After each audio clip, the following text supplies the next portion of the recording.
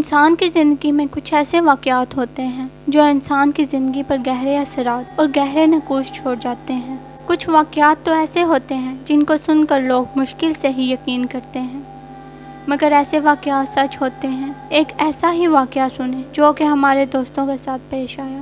Welcome to cabalistic knowledge.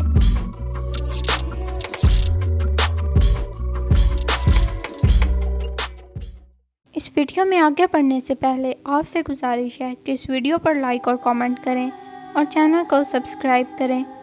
تو بڑھتے ہیں کہانی کی جانب۔ یہ بات کافی پرانی ہے۔ جب ہم سب دوست شام کو گراؤنڈ سے واپس آ کر اپنے محلے میں جمع ہو جاتے تو خوب محفل لگاتے۔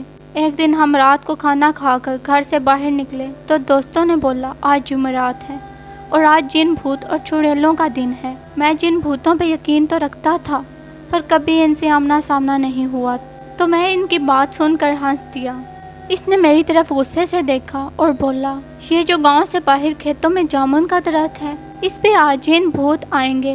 اگر نہیں یقین تو تم سب میرے ساتھ جا کر دیکھ لو۔ ہم سب نے حامی بھر لی اور اس کے ساتھ چلنے کو تیار ہو گئے۔ میں اس دوست کا نام بتاتا چلوں، یہاں اس کا نام ندیم تھا اور وہ اکثر رات کو اکیلا کھیتوں میں گھومتا رہتا تھا، اس لیے اس پہ کچھ دوستوں نے یقین بھی کر لیا تھا، پر ہم نے یقین نہیں کیا۔ ہم 5 دوست تھے جن کے نام تھے عابد، ناصر، ساجد، مدثر اور ندیم۔ جیسے ہی عشاء کی اذان ہوئی ہم نکل پڑے اس کے ساتھ کھیتوں میں جن بھوت دیکھنے۔ رات کافی گہری ہو چلی جا رہی تھی تو ڈر بھی لگ رہا تھا۔ ابھی ہمیں چلتے ہوئے 10-15 منٹ ہی گزرے تھے، ایک کھیت سے بکری کے چھوٹے بچے کے بولنے کی آواز آئی۔ عابد نے بولا رکو، یہاں پاس سے کسی جانور کی آواز آ رہی ہے۔ سب رک گئے اور خاموشی سے آواز سننے کا انتظار کرنے لگے کہ کس طرف سے یہ آواز آ رہی ہے۔ ابھی تھوڑی دیر ہی گزری تھی کہ بکری کے بچے کی آواز دوبارہ سنائی دی۔ ندیم نے فوراً بولا آواز اس طرف سے آ رہی ہے۔ جو 2-4 کھیت چھوڑ کر ہی برسن کا کھیت تھا، آواز وہاں سے آ رہی تھی۔ سردیوں کے دن تھے اور ان دنوں میں برسن عام ہوتا ہے۔ سب دوست اس طرف جانے لگے تو ناصر نے بولا چھوڑو یار، جو بھی ہے ہمیں کیا لینا دینا، اس سے ہم جس کام کے لیے جا رہے ہیں اس طرف چلو۔ پر کوئی بھی نہیں مانا اور برسن کے کھیت کی طرف بڑھنے لگے۔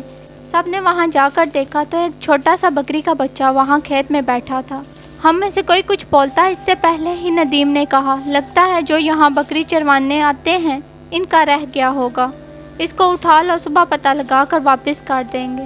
سب نے اس کی بات سے اتفاق کیا اور ایسا ہی کیا۔ اس کو ہم نے اٹھا لیا اور اپنی منزل کی جانب بڑھنے لگے۔ رات کافی گہری ہوتی چلی جا رہی تھی اور ہمارے ڈر میں مزید اضافہ بھی ہوا جا رہا تھا کیونکہ کھیتوں میں طرح طرح کے جانوروں کی آوازیں آ رہی تھیں۔ مدثر نے بولا یار ہم کو واپس جانا چاہیے، آگے بہت خطرہ ہے۔ سب اس پر ہنسنے لگے اور اس کو ڈرپوک کہنے لگے۔ خیر وہ خاموشی سے ان کے ساتھ چلتا رہا۔ پھر رات میں ہمیں سٹی کی آوازیں آنا شروع ہو گئیں۔ سب رک گئے اور ایک دوسرے کی طرف دیکھنے لگے۔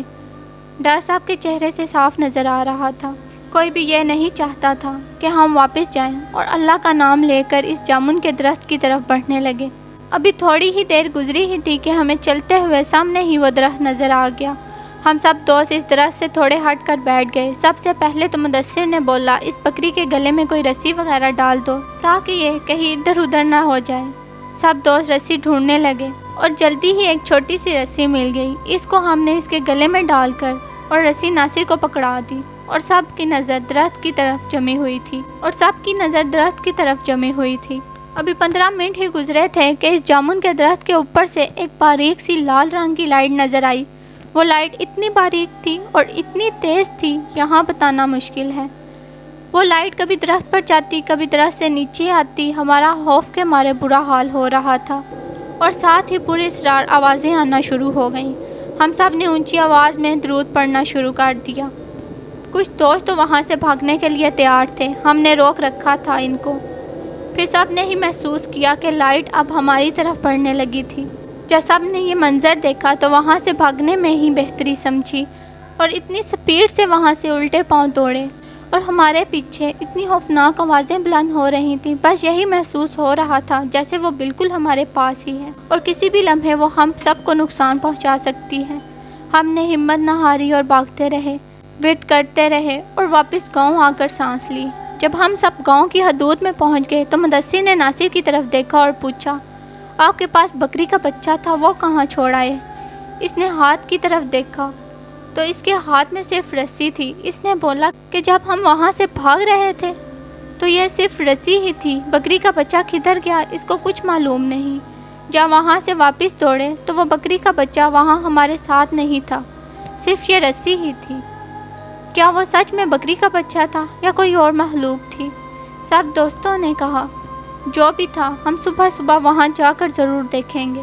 جب صبح ہوئی تو کوئی وہاں جانے کو تیار نہیں تھا سوائے ندیم اور مدثر کے۔ وہ دونوں کھیتوں میں گئے اور اسی جگہ گئے تو انہوں نے وہاں بکری کے بچے کو مرا ہوا پایا جو جامن کے درخت کے بالکل قریب ہی پڑا تھا۔ اس کی صرف ہڈیاں ہی ہڈیاں نظر آ رہی تھی۔ اس بکری کے بچے پہ گوشت کا کوئی نام و نشان بھی نہیں تھا۔ وہ دونوں سمجھ چکے تھے رات کو جو کچھ بھی ہوا وہ ان کا وہم نہیں تھا۔ اس درخت پہ واقعی ہی کچھ ایسا تھا جو ندیم نے بولا تھا۔ اس وہ واپس آ گئے اور کبھی بھی رات کے ٹائم باہر گھومنے سے توبہ کر لی۔ اگر آپ کو بھی یہ کہانی اچھی لگی ہے تو اس ویڈیو پر لائک اور کامنٹ کریں اور چینل کو سبسکرائب کریں تاکہ آپ تک اس طرح کی مزید کہانیاں پہنچتی رہیں۔ شکریہ۔